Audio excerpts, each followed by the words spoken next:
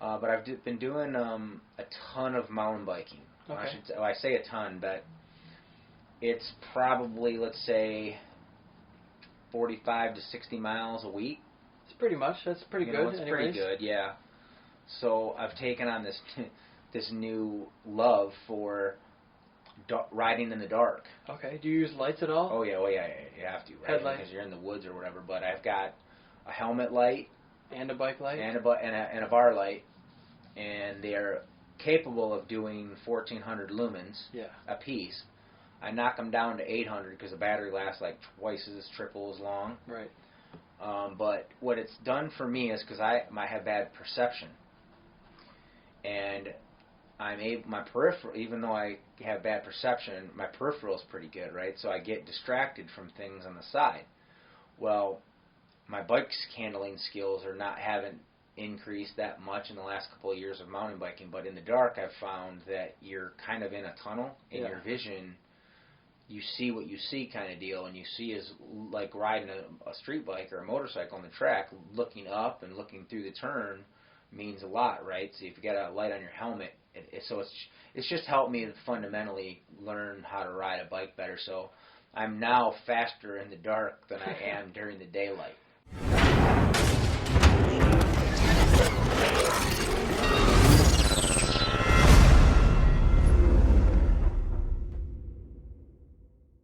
So what's your objective of doing these podcasts? I'm trying to just network with people, talk to interesting people.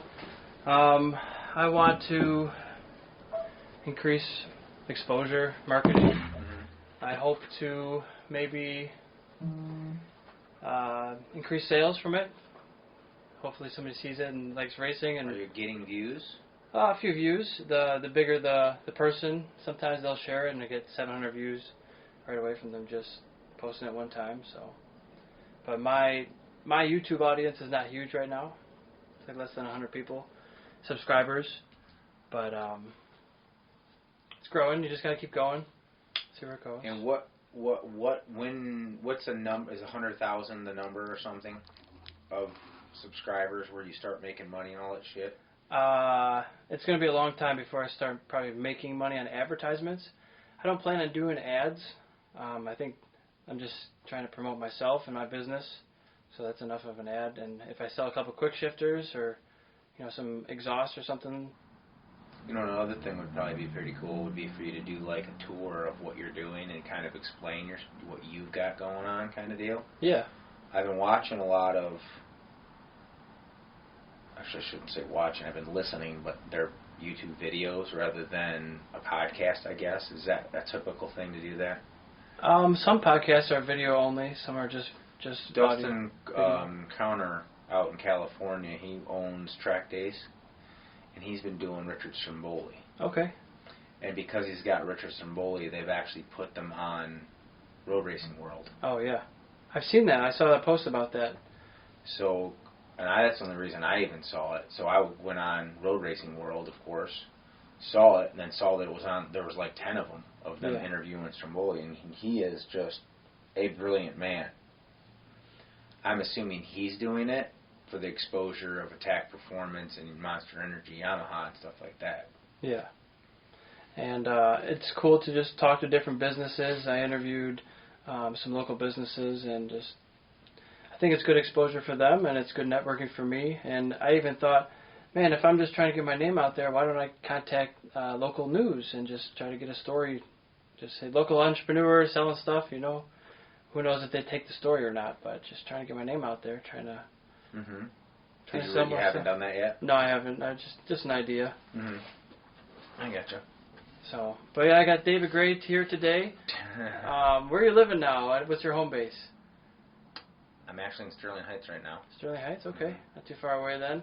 And you've been a mechanic, you've been a mentor to me, you've been a rider, a racer for many, many years, and you have a cool streak going. You got 15 years right now of Grattan. You've been to Grattan every single year for 15 years. It's a cool streak you got. I forgot I told you that. It was recently that I just happened to go at the end. There's a small event of people that went. They go every year from Canada, but they canceled the event and rescheduled it twice. and it got rescheduled for September. Didn't look like it was going to happen, and then another guy, David Fontan, he put together a group of about 30 people to show up, so there was a small group of people that came out for Monday, Tuesday, and Wednesday. I wasn't able to come out until Tuesday, Wednesday, but I was able to get out there, rode a couple of days. Look, fortunately the weather was unbelievable for the end of September. We went clockwise on Tuesday and counterclockwise on Wednesday, so I got the full taste of it in 2 days. Nice. And I heard that there's some controversy now about maybe only going one direction. Is that only for racing or track days? Or? I have no idea. No. You've not been following that too much? No, not really, because I didn't race there this year. Yeah. And so I didn't get the lowdown while I was there. Okay. I know. I think I heard something about them talking about doing something like that, but yeah. No, I don't really have the intel on that for you. Sorry. Okay, no problem. And you've been a Michelin tire guy forever. I'm sure you got tires up to your ears at home and just been working with them for so long. And now you've switched over to your property managing. Right. Is that correct? You want to tell me a little bit about that? Yeah, property and asset management. Totally different aspect and thing to do. Learning a lot. It's really interesting. And really all I'm doing is I'm managing 2 office buildings, one in Southfield, one in California. Okay. Obviously remotely, and then a home estate in Northfield, Michigan. Okay. Very cool. Mm-hmm. And you're liking that? Yeah, it's good. It's new challenges. It's different for me. Yeah, I'm enjoying it at this point. It still allows me to do the things I want to do and be free a little bit. So yeah, it's fun. Awesome. And you've been helping out Joseph Blasius a little bit? Yeah, I'm still, I've been working with him a long time since from way back when he started riding, and the last couple of years, he's just needed a familiar face around the track. So I've helped him out and been around when he's been riding. It's been good for him. Yeah, and he's in the Twins Cup, MotoAmerica. He is. He raced a full season last year with M4 Go Suzuki. And then this year, he is just doing a few one-offs. Okay. He did Road Atlanta, Pittsburgh, Barber, and then Indianapolis next weekend he'll be going to. Yeah. So doing 4 this season. It's just, with the COVID, how it all worked out, it didn't, for whatever reasons with sponsorships and getting it all put together, and they weren't sure if they were running a season this year, MotoAmerica, or how that was going to go down, and I think he just chose to go on a different path. So nothing wrong with that. No, not at all. And he seems like he's had some pretty good finishes, and he's learning, and he's getting faster and more consistent, it seems like. Oh yeah, man. So you've got a guy that's not been training in a year or at least since February or what have you. Not riding a whole bunch other than at these MotoAmerica rounds, and shows up with these kids and these guys that are riding every weekend. And just like, for example, when we were at Barbara the other week, they just came back from 3 consecutive weekends, or a week off in 4 weeks. Yeah. Rode every weekend, right? And he shows up and he's right on pace with those guys. Yeah. Gets 4th the first day and a 5th the second day. Yeah, that's great to see. It's pretty amazing, for sure. That's definitely what you're looking for when you're going pro and you're trying to fight for, championships this year. He's only doing a couple of rounds, but definitely fighting for the podium and fighting for those places. He's up there, so. Yeah, right on. It's cool to see. Mm-hmm. I hope to get back in there and do the same myself. I've never been on an SV or Twin Cup bike, but I think it'd be interesting. It's like a dumbed down 600, a little slower. Well, the Twins Cup bike is no normal SV 650, right? I actually had the privilege of riding it out in California last winter. He has at the time, had a practice bike or a backup bike, and he would ride that at some club events and in training on the off season, and I had the opportunity to ride it out there, and it literally is based on the way that the bike is set up and the electronics and the offsets of the triples and the braking and everything about the bike. It legitimately feels like a 600. Okay.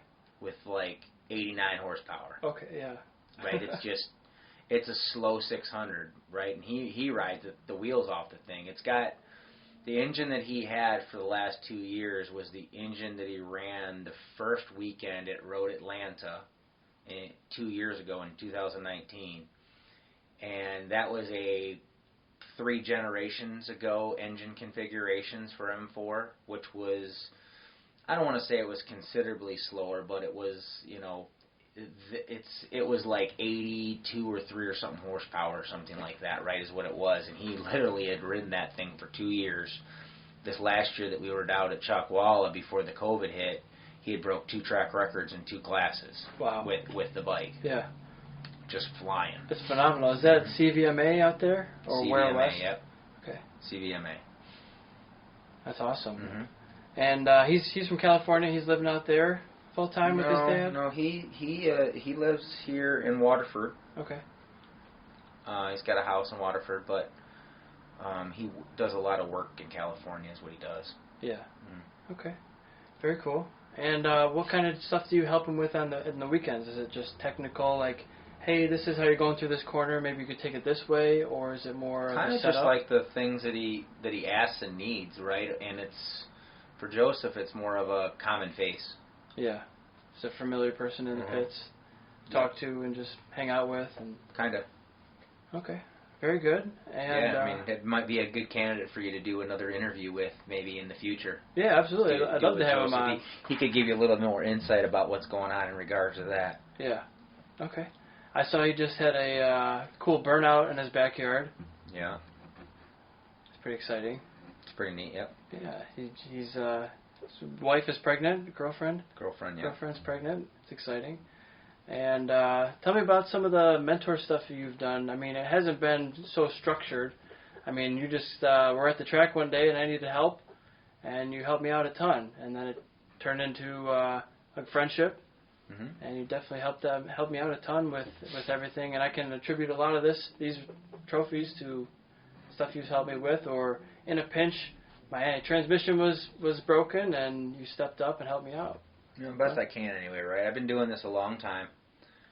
The sport of motorcycles and the track day community, the family, the racing aspect, the family at the races, that it's a tight-knit group, and to see new people come in, I like to spread. I was a very fortunate person when I worked in the industry to have the ability to be at the track as often as I was, being able to make a living at it and enjoy it and love it, and be working for a couple of great companies that allowed me to have the privilege to do that, right? So I wanted to give back to the people like yourself and other people, help them with their riding, and help them grow in the sport and try to make responsible decisions, right? Yeah. I mean, I don't want to say that I rode a lot. I did ride a lot, but it wasn't. It was something that was satisfying another itch that I had, right? As far as helping people, I really like to give back and to see other people progress on help that I give, right? Yeah, and it's been tremendous, and other people have told me it's been very helpful. All the information, just the tire. What's a good tire pressure, Dave, for this event, this day, this tire? Right. You just give a number right there, and it's so valuable. And anytime you're at the track, I always look for those kind of guys who would give that information, and you're always one of them. Right on. And I just can't thank you enough, I guess. Yeah, thanks. You're welcome. And you've been a mechanic for a long time, and you learned that all seems like on your own. You've told me many times, just take your bike apart in your garage and figure out how to put it back together. Yeah, right. That's kind of a hands-on kind of a guy, right? Yeah. And I'm not sure that I would call myself a mechanic, but I'm a person that has been able to work on my own things and make sure that I can see that they're put back together properly and they're functional, and then if I'm ever in a pinch at the track or anybody else's that needs a hand, I'm able to help them. Yeah. And if you're not a mechanic, then I don't know any mechanics. Because you helped me swap engines in like an hour, very quickly, just super quick, and that stuff would take me a week and a half to be able to do. Looking at at one point in time, probably 100 engines before that, it took me a week and a half to do it, right? Yeah, so a lot of practice. You got to start somewhere. Yep. And just got to, it's all nuts and bolts in the end. It's nothing super scary. You just got to know what to take off at the right times, and don't understand how to use a torque wrench. Yeah, don't overstrip your bolts. That's going to be my next thing. Right. Don't want to do that. And you did some CVMA R6 racing in the West Coast a little bit. Well, no, I did one. I rode a bit over the off season. Actually, not last year, but the off season before, when Joseph was getting ready to go and do the MotoAmerica season, he wanted to go out and do some off season training. And out in California, out in the middle of the desert, even in the middle of the winter, December, January, out there, it's 65 degrees and beautiful, yeah. Right? It's 50 degrees at nighttime kind of deal. It never gets super cold.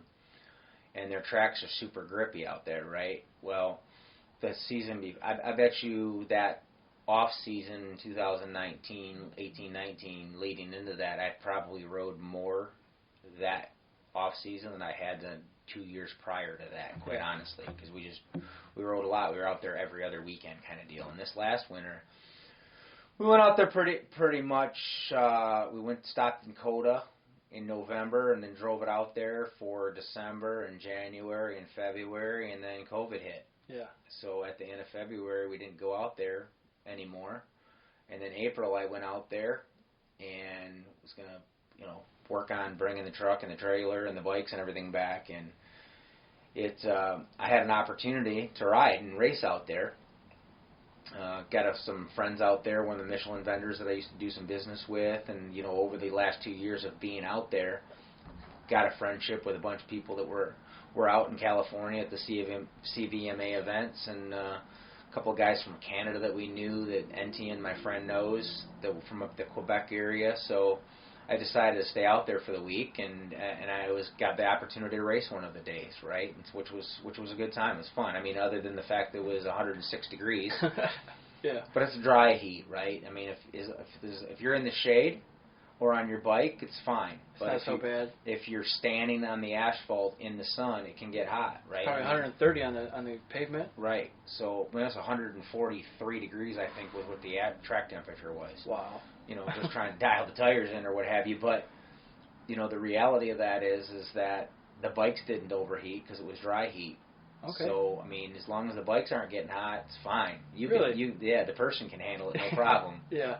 You'll work through it. Man, I do this hot yoga now, and I think when I get back to racing the big bikes, it'll really help me, because it's, I don't even know how hot, 100 and whatever degrees in that room for 60 to 90 minutes, and my heart rate, just using my watch, it's maxed out, just standing on a mat. So I think it definitely helps me for the mountain biking, because I wear a full face, even for mountain biking, for the races at least, and nobody else does. And I'm not hot with it. It's just normal. It's just what you wear. You got to wear it. So, but what kind of stuff do you do for your cycling, for your training? Do you do a lot of miles nowadays? Well, I don't do the road bike miles like I used to. If I travel, I'll take a road bike with me, and I've got a trainer, so I'll do a little bit of that. When we go to the hotels, it's funny, I was just in Alabama, and I was able to use the hotel gym in there. Okay. It's the first hotel gym I've been able to use in 2020, right? I mean, obviously, I was the only one that was using it, because everywhere else on the planet, you can't use the gym, especially at a hotel. They're all shut down. But I've been doing a ton of mountain biking. Okay. I say a ton, but it's probably, let's say, 45 to 60 miles a week. It's pretty much. That's pretty good. It's pretty good, yeah. So I've taken on this new love for riding in the dark. Okay. Do you use lights at all? Oh yeah, you have to, right? Headlights. Because you're in the woods or whatever. But I've got a helmet light and a bike light and a bar light, and they're capable of doing 1,400 lumens a piece. I knock them down to 800 because the battery lasts like twice triple as long. Right. But what it's done for me is, because I have bad perception, and my peripheral, even though I have bad perception, my peripheral is pretty good, right? So I get distracted from things on the side. Well, my bike's handling skills haven't increased that much in the last couple of years of mountain biking, but in the dark I've found that you're kind of in a tunnel, and your vision, you see what you see kind of deal, and you see is like riding a street bike or a motorcycle on the track. Looking up and looking through the turn means a lot, right? So if you got a light on your helmet, it's just helped me fundamentally learn how to ride a bike better. So I'm now faster in the dark than I am during the daylight. Well, you as said crazy before, as that sounds. if I saw where I was going, I wouldn't go so fast. Yeah, that's when people ask me why I don't wear my glasses when I ride. I was like, if I saw, it's like you said. Yeah. If I wear my glasses, I wouldn't be scared. Right, yeah. And so you have issue with your vision. I have an issue with my vision as well. I have amblyopia, so I actually have a lazy eye in my left eye. Most people can't really tell, but it was 120 when I was younger. And we did patching, so I wore a patch in my good eye. I've done all of the same stuff. That's exactly what I have, right? I've done all the same thing my whole life. Yep. I've been wearing glasses. My glasses are actually prisms. Yeah, okay. Right, so when I was born, the pupils of my eyes were actually into the side. I couldn't really see them, right? So I was actually having surgeries when I was 6, 7 months old. Wearing glasses before I had 3 surgeries on each eye before I was 3. Okay. So the muscles, when they cut them, they sew them back together, tightened up, right, and it brings it in, and it's kind of like an alignment on your car, right? You tow it in and tow it out or what have you. Yeah. So they had to do 3 of them, and then we were wearing the patches and whatnot. And I'm a bit farsighted, and I've got the prisms in my glasses, which are why my prescription's so thick. Yeah. Right. It's just basically they're prisms. It's not really correctional. I gotcha. More prisms. So I can see okay without glasses on. Yeah. Pretty good close up, not really good far away, but I can ride and do things without my glasses on. It's not a problem. But if I have my glasses off like the whole day or half a day, I get a lazy eye, starts wandering. Okay. Yeah. Yeah. I understand. It's vision stinks because it's not something you can just like press a button and fix it. Maybe one day it'll be that way, but yeah. Well, wait till you turn 40, because at the age of 40, it's like a light switch. Your vision gets so much worse. Yeah, I can't wait. It's insane. I just went to the eye doctor and got a bump down 1 on my contact on my left eye, so it's already starting. But you do it with what you can, but it doesn't seem like it gives you many problems with riding. You know, you don't need to read to ride. You just need to see objects and your peripherals. So, and most people don't realize when you're racing, you don't actually look at the bike right in front of you. You're not supposed to look at the bike in front of you. You're supposed to look through all the way through the corner. So you're using your peripheries a lot just to see where you are. Yeah, well, you at an average of 60 to 80 miles an hour, you can't make a reaction and make a change to a bike, something that's 2 foot in front of you. It's like driving down the highway, trying to count the slashes in the lines, the division lines in the road. You can't look at them at the bumper, but if you look out a quarter mile, you can count them. Yeah, at further distance. And you also need to see if there's an incident or something you need to avoid, yellow flag maybe. I have a question for you that just came to mind. So I've seen a couple really bad drafting crashes. There's one that was at Moto2 at Austria. There was one, he came out of a draft, and there's a bike in the middle of the track, and he hit the bike and exploded into parts. There's one... The Moto2 one? Moto2 in Austria. There was one, Billy Munger, a couple years ago in like a Formula 3 class at Donington. Same thing, there was a car stalled on the track. 2 cars got out of the way, Billy Munger hits it, and he loses his legs. Stuff like that. Mm-hmm. Do you think there's an issue with drafting? Or do you think that's just how the sport is, and there's no way to avoid those things? Because I feel like there's always a better way, and I don't know what the answer is. Well, you're never going to get away from drafting, especially in like MotoGP and Moto3 and Moto2. I mean, they're the small displacement bikes. People are able to ride them at and above and over the limit of the chassis, the motor, the tires, all of it, right? So now you're fighting for every inch of every particular second you're on the track for every lap, right? Like I think you're talking about the one that Siren ended up getting hurt pretty bad at, Heffy Siren. For that even the commentators made a comment. That corner is blind with a crest that you can't really see it. However, there are flags waving in the corner that you can clearly see on the camera. And from the advantage point of coming right around the corner, even if it's crest, you should be able to make an assumption or see fact that there's something going on that's 50 yards past the corner. Right. He was racing for a position. He maybe wasn't fully aware of the circumstances and the situation because he wasn't in, I'm making assumptions here, right, of course, sure. But it's possible that he was just so focused on his racing and his position that he didn't see all the other warning signs, right, which means he's riding at 100%. Yeah.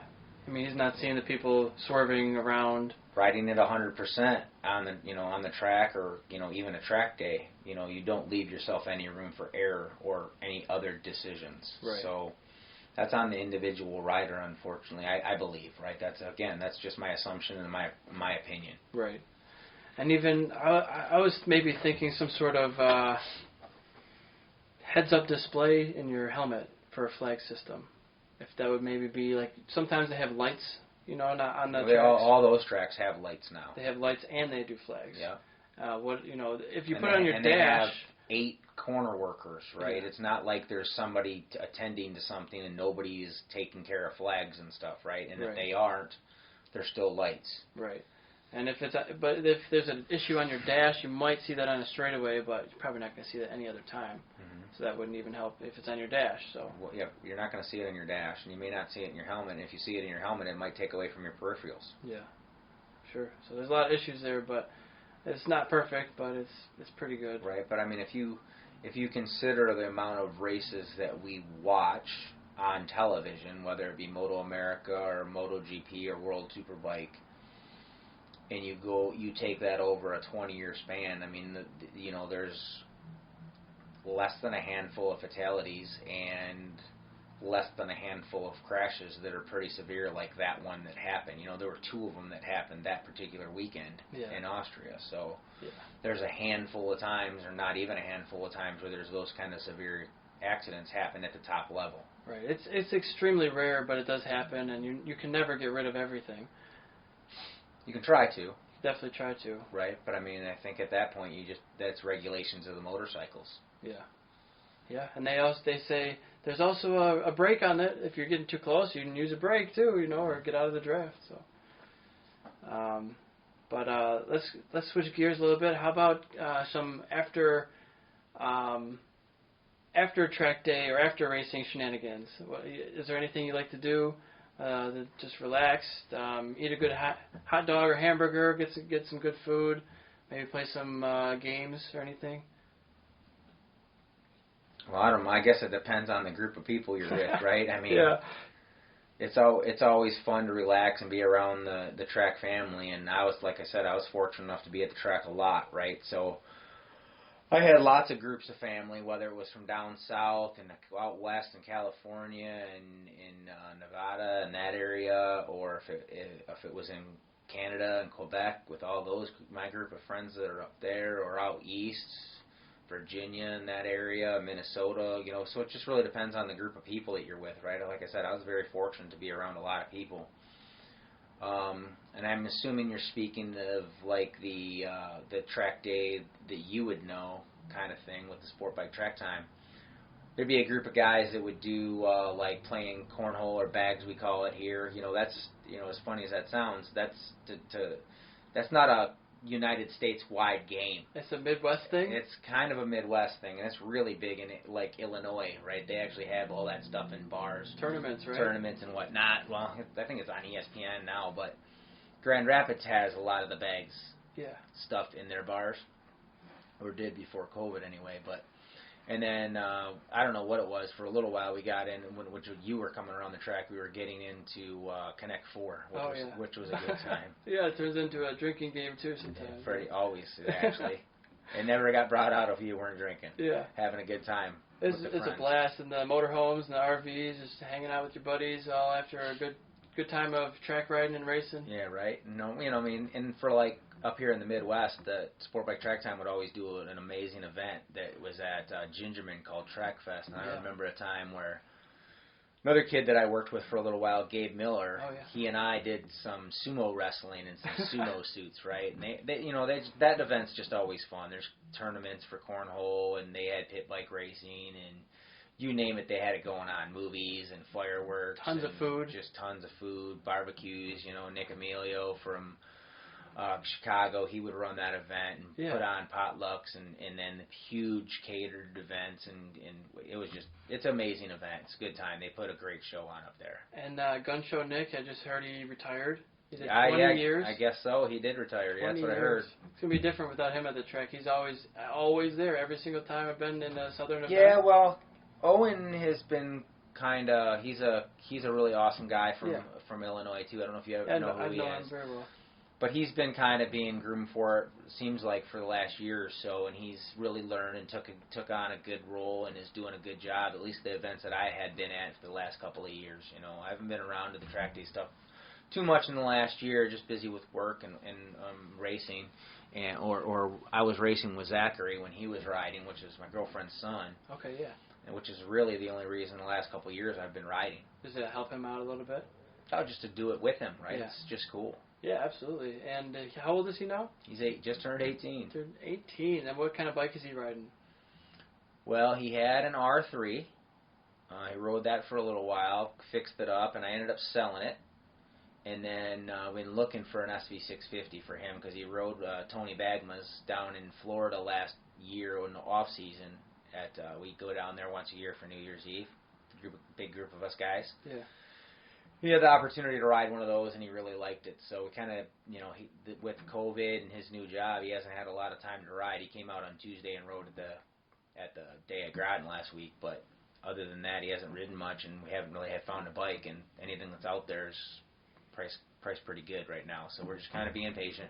Okay. Maybe next year for him to ride. Yeah.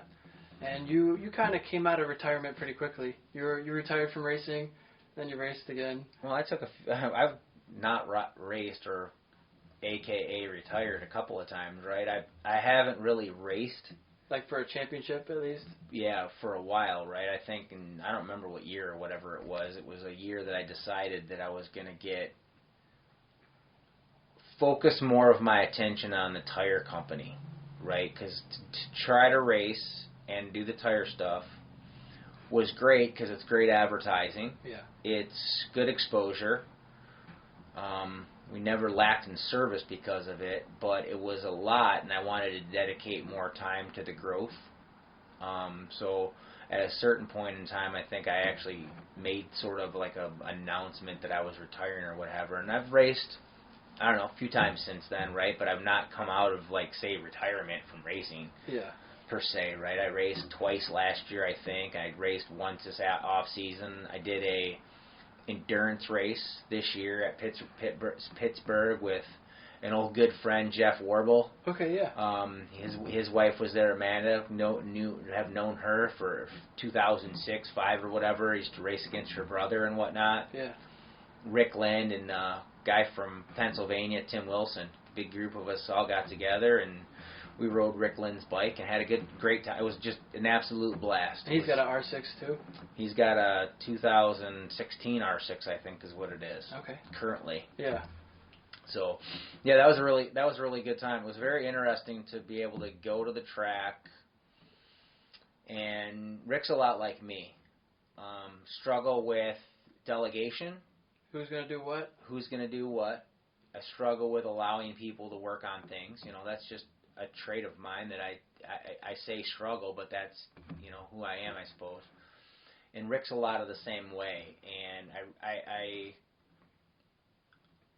I really respected it, and I appreciated it, and the opportunity to ride somebody else's motorcycle that I knew that was going to be 100% taken care of with no problems or no issues was really nice.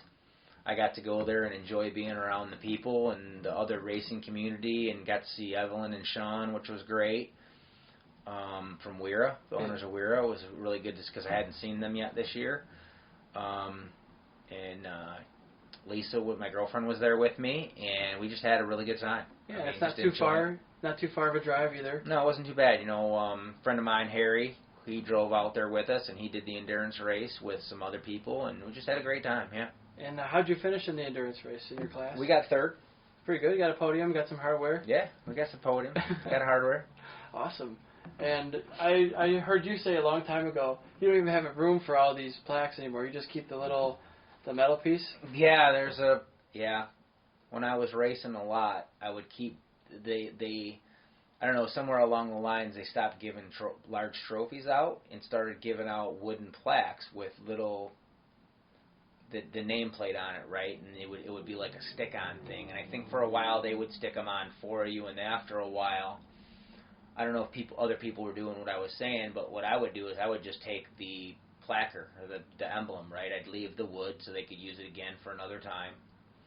And I would just take the placard, and at the end of the season, I would put together a poster-type deal of all of those from each individual season, 13, 14, whatever the year was. Yeah. It's a cool memento. You know, it's for me, it's such an accomplishment. And just to put them up in the attic, they were up in the attic for years. I'm like, I got to put them out somewhere. Do something. Yeah, they're cool, man. It shows who you are and what you've accomplished. And yeah, it's. I don't have a college degree, but these are my credentials, you know. Yeah, right. Right on. I don't know if I get a job with this, but maybe the job I'm looking for. You might be able to. That'd be cool. So, yeah, we're just shooting the shit here. Is there anything you want to talk about, you want to bring up, or anything on your mind? No, not really per se, I don't think. And what's going on in your life that's new recently? Anything in particular? You know, just like everybody else, just motoring through the COVID and the, you know, being kind of shut down or locked up or however you want to call it, you know. I mean, everybody's got their own political opinion and view of it, right? So you kind of got to respect other people's opinion and their views on it, and hopefully if yours is different from them, they do the same, right? Doesn't always seem to work out that way, but that's what you hope. Right. I've got in the last year, I guess, I've got into some jet skiing. Oh, yeah? Which is kind of fun. Doing like learning stand-ups? Well, I used to do a lot of that when I was younger, but now I'm getting like some older Sea-Doo kind of sit down, two-person, one-person, like runabout racing jet ski type deals, right? I'm not really doing any racing or anything like that, but they're just kind of fun to tinker with and learn. Yeah. And so what rivers or bodies of water, lakes you're going on with those? Yeah, well, I've gone down to Metro Beach a couple of times and gone on to Lake St. Clair and Lake Michigan and some inland lakes. Just kind of bopping around Oakland County kind of deal. It's fun, though. It's probably not super expensive once you got the machine. Hopefully there's not too many repairs.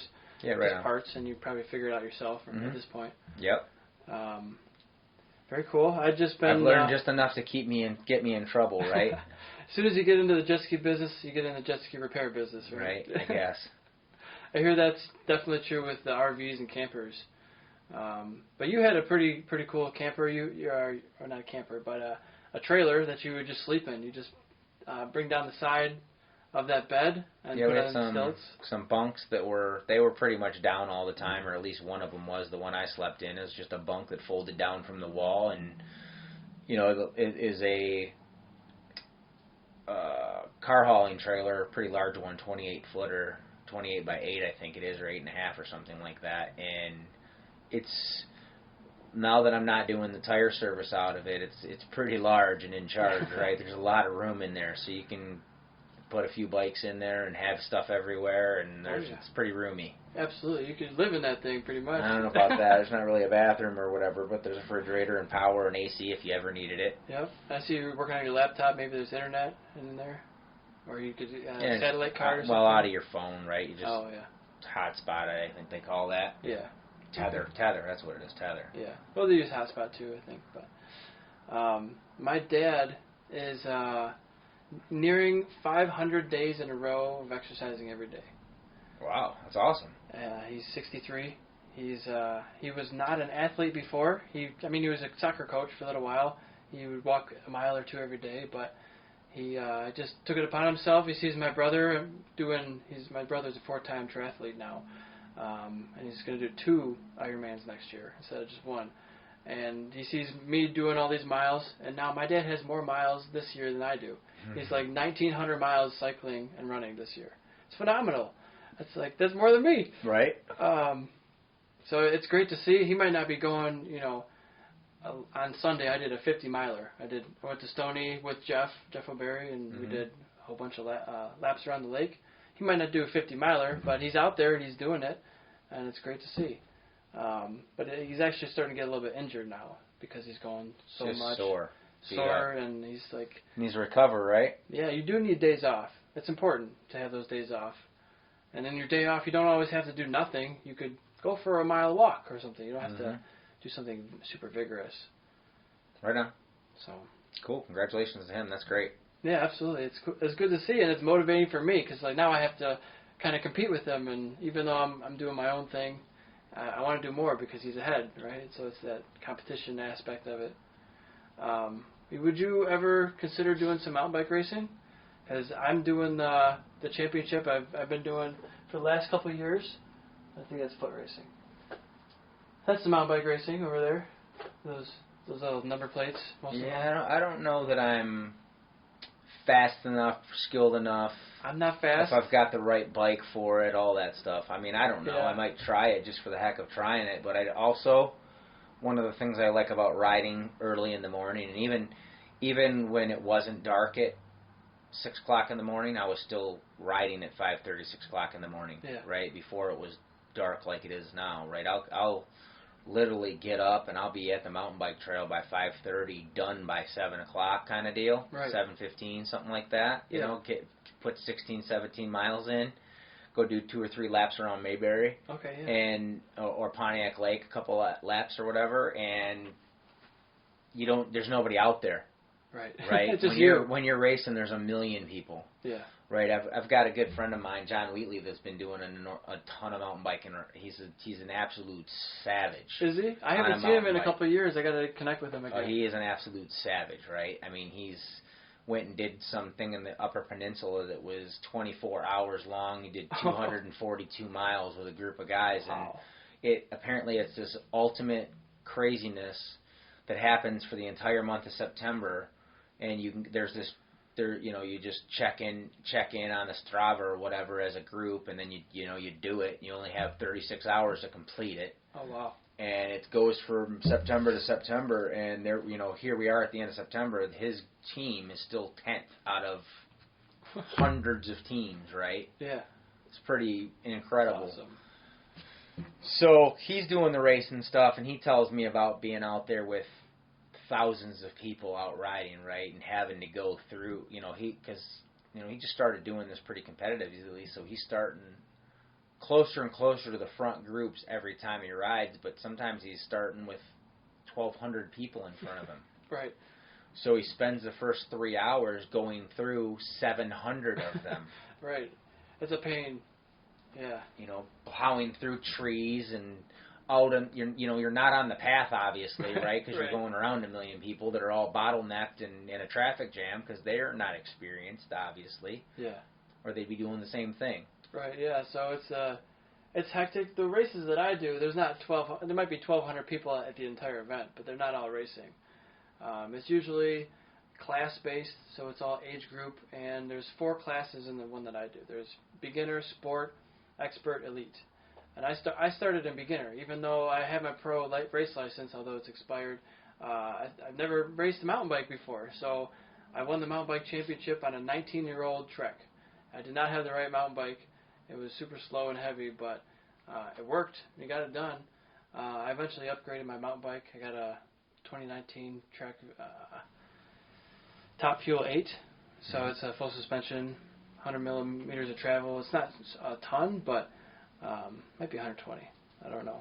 But either way. Do you really need a full suspension bike in Michigan? I don't think you do. But maybe like for the ones one. that John does, you do. Yeah. But I think you lose power having it, right? I think you could get through it with a hardtail just fine. But I like having a hardtail. I like having a full suspension because it's just nicer. I'm like, if we have the technology, why not use it? You think it's slower, though, in some things?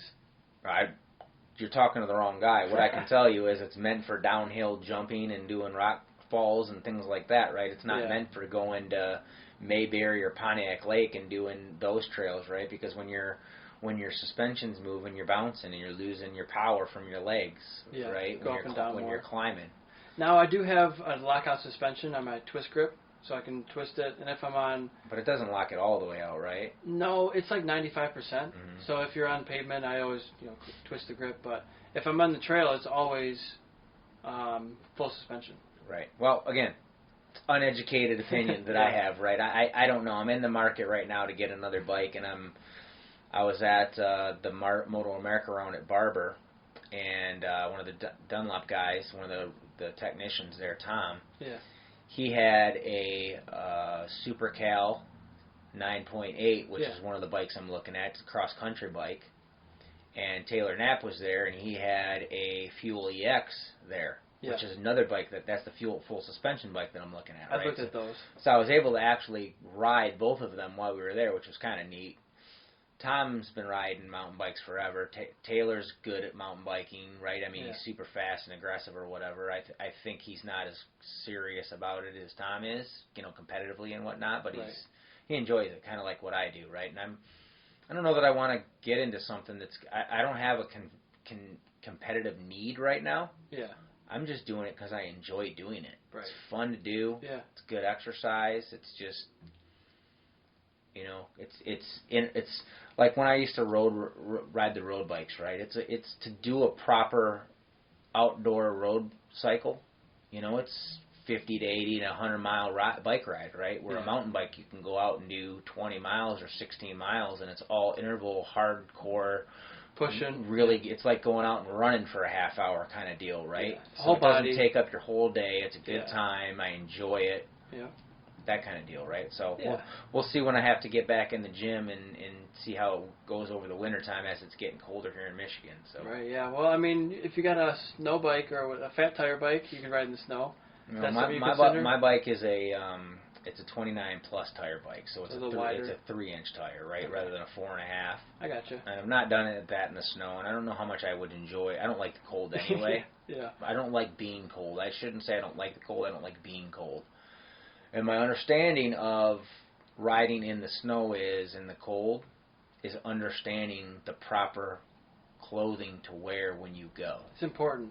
I have a sheet that I've made myself that's just, if it's this temperature, wear this. If it's this temperature, wear this. Yeah, right on. And it's not perfect, but it helps a lot. It's just a wind chill. You can't have anything exposed for sure, and you got to layer. And when I leave when I'm cold.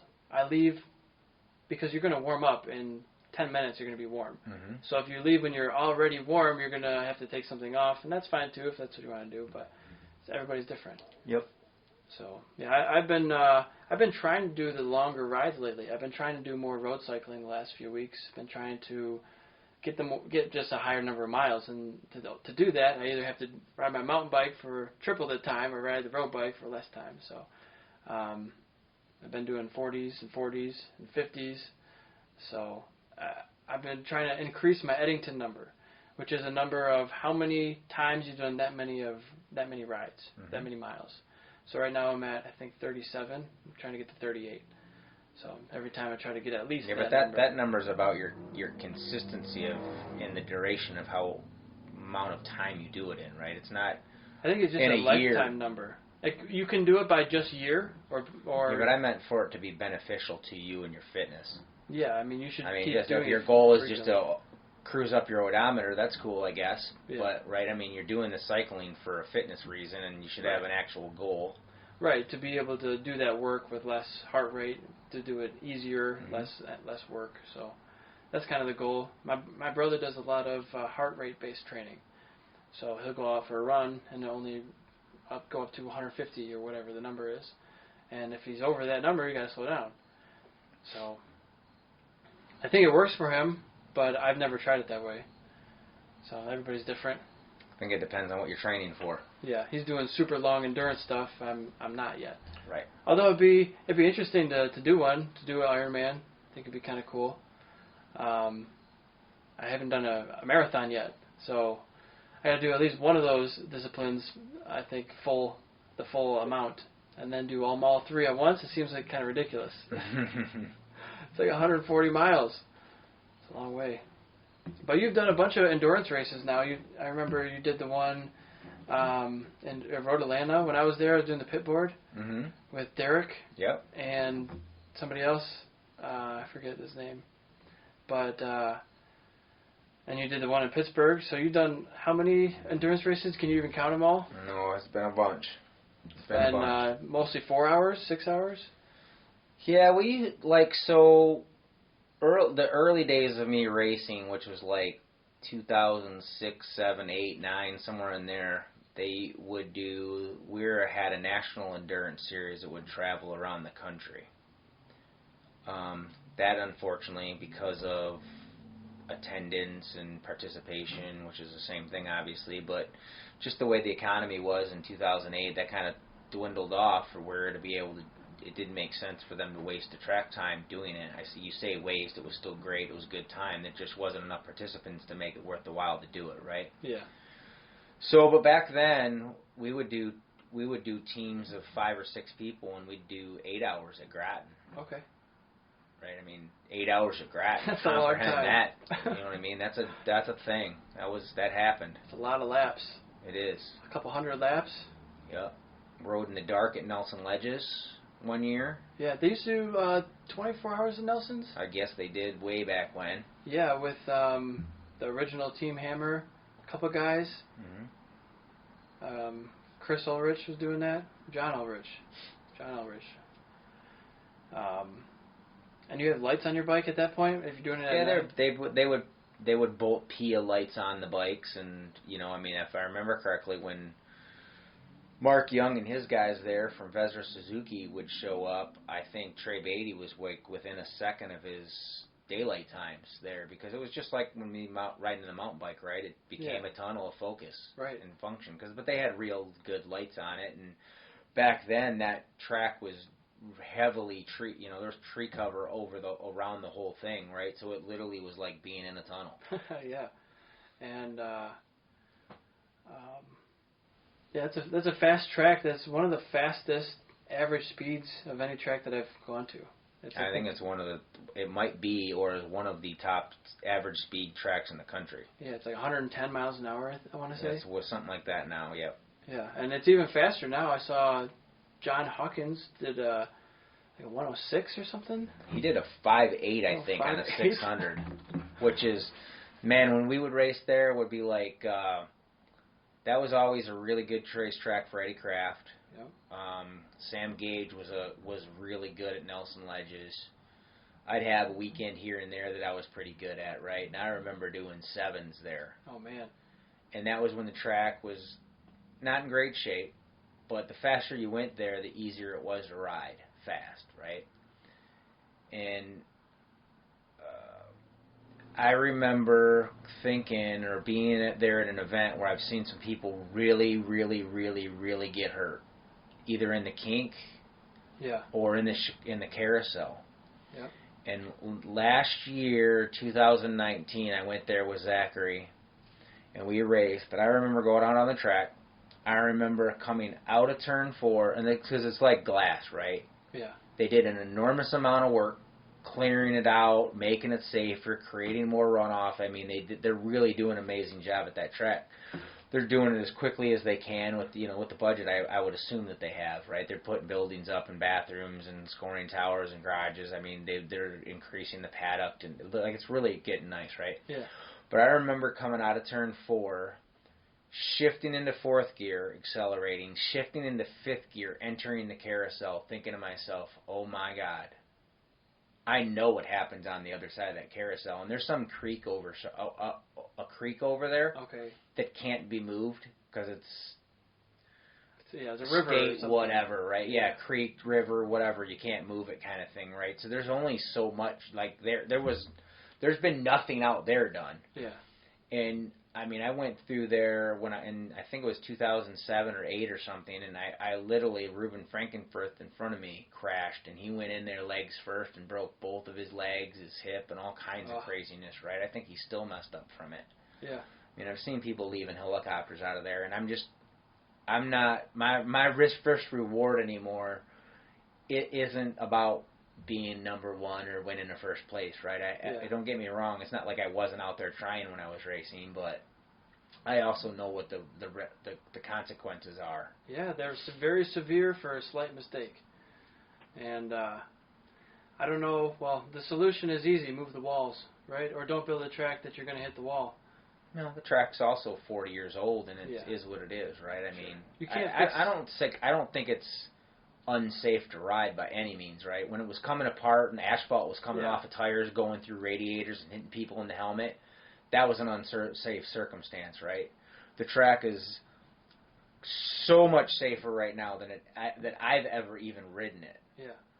I'm just not, for me, my risk versus reward, like I said, is just, it's not, I'm not going to gain enough out of it to go any faster than I did. I mean, I've got back into the 7s since I've been back there. I mean, it's not as fast as you can obviously go. John's in the 5s, which is unbelievable to me. That's nuts. He's going to do his first pro race coming up. In Indy next weekend, yeah, that's what I hear or see anyway. Yeah, well, he told me that actually at Pittsburgh because he was crew for us. Oh, yeah. Yeah, he and Chad and Cadillac, Kevin.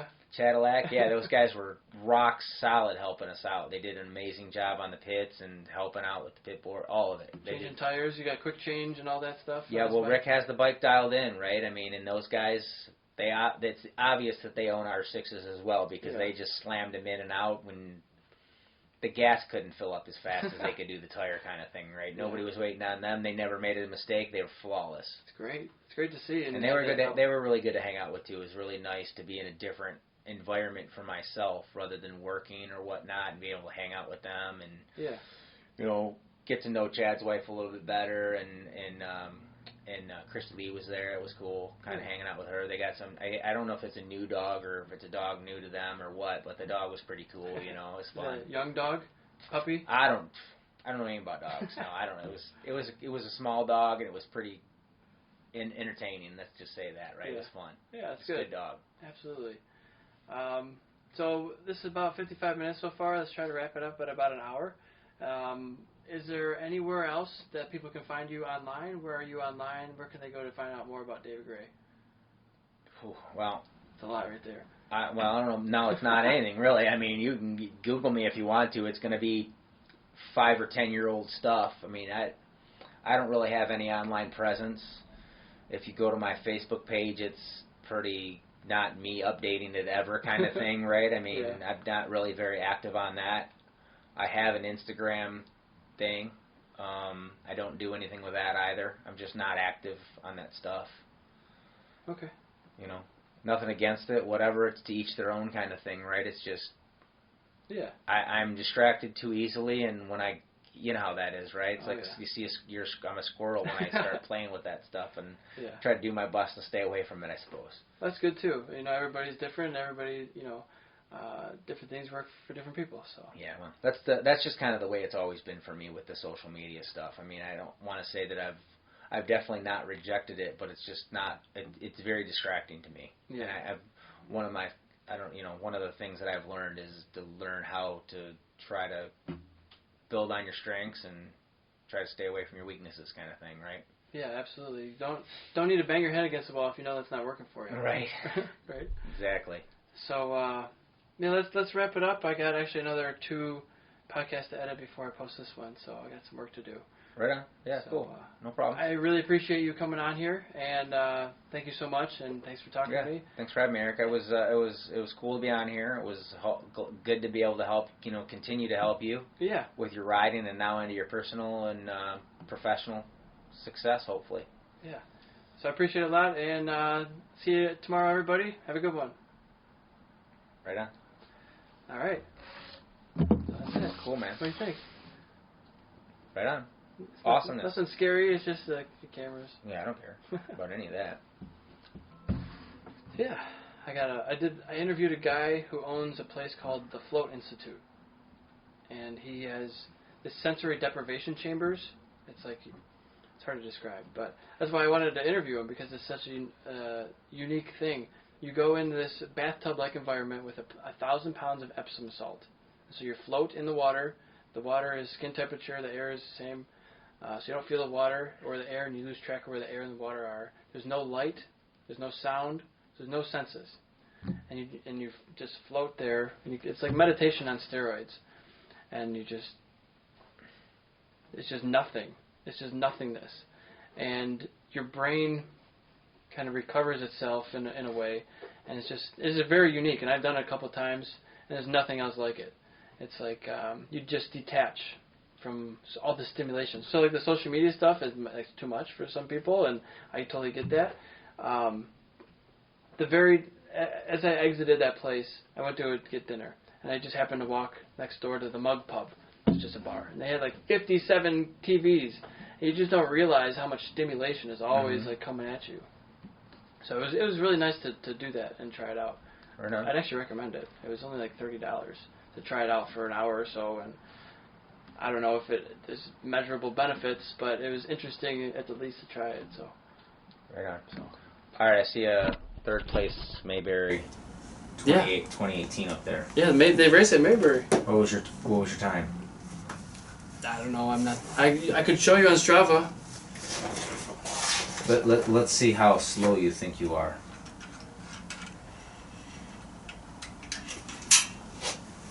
On Mayberry. I don't know. I got tons of activities. Well, how fast did you beat Pontiac? I think my fastest is 45 minutes or something, but it's not normal for me. I'm usually slower than that. Oh, so maybe we are about the same speed. So I can do Pontiac in 44 to 47 minutes with 3-inch wide tires. I think this year I did Pontiac Lake in just under an hour. It wasn't that fast. Well, how long's it been since you've been there? A couple months. It's like it's like it's got asphalted. Oh yeah. Yeah, I don't know what happened. Well, I went there with my cousin, but John told me that a guy he knows, one of the studs that he rides with, did it in 34 minutes. I believe it. Those guys that I was like, dude. I was like, the new stuff, the longs, everything. Yeah. Right, because they added 0.8 of a mile to it last summer. Okay. Yeah, over by the airport and moved it around a little bit, and then doing the hards. Right. I mean, I'm like, my average is about 47 minutes ish. Yeah. I can't even comprehend going. What is that? 13 minutes faster than that? When I can pick up on 5-6 minutes. Yeah. But dude, I've gone out there and I've hooked it. To like, he told me that, and I was like, I went out there like a couple days later just to see if it's possible. Well, just to see like if I actually really gave it to it. Yeah. And didn't like slow climb some of the hills, and I actually attacked them. Right. And didn't go slow through some of the sand stuff, and I was going back, like, and it was 46 minutes or something, right? It wasn't even that much faster than my normal just going out and riding. Right, yeah. Those elites are just on another level. They do it like 400 or 500 miles a week, or it seems like. I mean, I don't know how they can have that much power. Yeah, well, they've been also like I was trying to tell John, right? Because he's super strong for how long he's been riding. They've been doing it for 20 years. Yeah. They didn't just start riding 2 years ago like he did. Yeah, they were. And started getting serious a year ago like he did. They were elites. Where he's almost there. Yeah, right. They have the twitch muscles, and they found their niche, right? Yeah. Yeah, I'm embarrassed sometimes when I go to those events. There'd be old guys passing me, young guys passing me. I'm like, what the fuck, man? I'm no slouch, I think. And then they got all these people passing me. It's just, you gotta race to your own level. There's always gonna be somebody faster. And I have not yet raced with clips in. What? With How clips. is that possible? Do you know how much faster you'd be if you had clips in? I have clips now. I did the first season as a beginner with no clips. I did the second season with a new bike with no clips. And then my plan was to do the racing this year in the same class with clips and see how much faster I'd be. It's not even going to be. It's night and day. It's insane. It's not even. It's crazy. I was really nervous for a while to getting clips on the mountain bike because I didn't want to crash, and I use my feet a lot and all that stuff. It's not so bad now. Just get used to it. So, you want to get some food? No, I gotta go home. Alright, I'm gonna get some food. I got steak and potatoes. Right on. That's cool. I got some drop shipped today, shipped some physical orders, got a podcast done, worked a normal job. Bam. Killing it. Hell yeah. So I appreciate it, man. Yeah. It'll probably be posted in like 3 weeks. Yeah, whatever. But nothing was date related that we talked about really, except for the MotoAmerica thing.